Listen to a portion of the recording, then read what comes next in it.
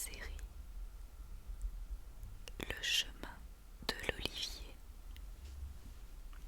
C'est une série que j'ai dévorée d'une traite. Elle se passe en Turquie et elle date de 2022. Elle est réalisée par Nuran Evrenchit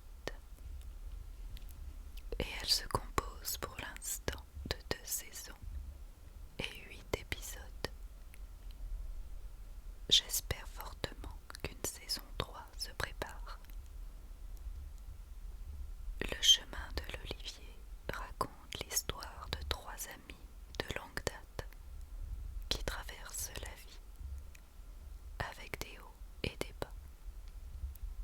Lorsque l'une d'elles affronte un cancer, elle décide de partir en voyage spirituel dans le but de comprendre leurs épreuves actuelles. Les traumatismes du passé sont loin d'être résolus et chacune œuvre à sa guérison, ou tout du moins son avancée personnelle pour un mieux-être. Elles arrivent dans un endroit paisible, suspendues et retirées de tout, que je nommerai ashram, car ça m'y a fait penser. Les acteurs jouent bien leur rôle. Ils sont touchants et empreints de sensibilité. Le cadre est très beau, les paysages magnifiques, bord de mer et oliveraies. C'est léger, bourré de guimauve, et pourtant, derrière ce semblant de superficialité, se cachent de profondes blessures transgénérationnelles. Il faut avoir une certaine ouverture d'esprit et un éveil avancé pour regarder cette série, afin d'en comprendre le sens, ou simplement l'envie de découvrir cet univers. Cette série paraîtra certainement farfelue pour les plus puritains. Elle est parfaite pour les hypersensibles, les amoureux de la tendresse, de l'amitié et du développement personnel, a fortiori de la constellation familiale. Merci à la personne de me l'avoir fait découvrir. Pour le premier film, Trappe, Le piège, c'est un thriller réalisé par Night Shyamalan. Il dure 1h45 et il est sorti cette année. Nous retrouvons Josh Hartnett, Alison Pill, Saleka Shyamalan, la fille de Night. Il raconte l'histoire de Cooper, apparemment bon père de famille, mais qui cache un énorme secret. En effet, il est tueur en série. Il se retrouve pris au piège par la police, en plein concert avec sa fille. S'engage alors un jeu de chat et de la souris. Le scénario est bien léché. Les acteurs s'adressent à la caméra en gros plan à certains moments et on ressent la tension du début à la fin. On se met à la place du meurtrier et on a presque envie qu'il s'en sorte. L'ambiance est haletante et les acteurs jouent leur rôle. Une seconde partie dans le film nous montre la réelle nature de ce tueur psychopathe et nous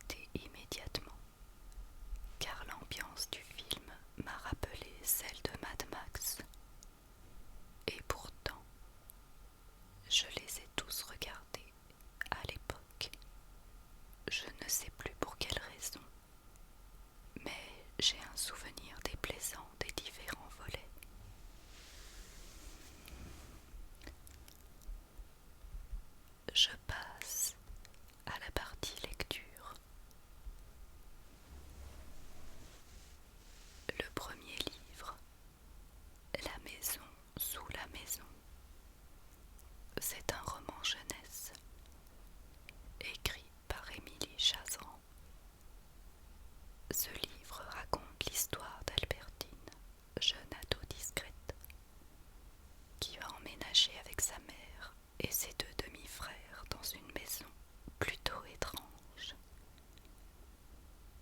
L'accès à un autre monde se fait par une porte située dans un endroit insolite, dans la cave de la maison. Si vous aimez l'imaginaire et l'univers des contes, ce livre vous plaira et vous embarquera avec Albertine dans des lieux insolites. La plume est fluide et permet une lecture facile et attrayante. Les illustrations en noir et blanc sont de Marion Arbona. Pour le second livre, Le Chuchoteur, c'est un policier écrit par Donato Carisi. À savoir que l'histoire est inspirée de faits réels. Il s'agit d'une enquête sur la disparition de 5 fillettes. Un criminologue et une experte en affaires d'enlèvement investiguent. La manipulation est partie prenante tout au long de la lecture. Ce livre se lit très vite, tellement on a envie de savoir qui est l'auteur et qui. Je ne vous dis pas la suite.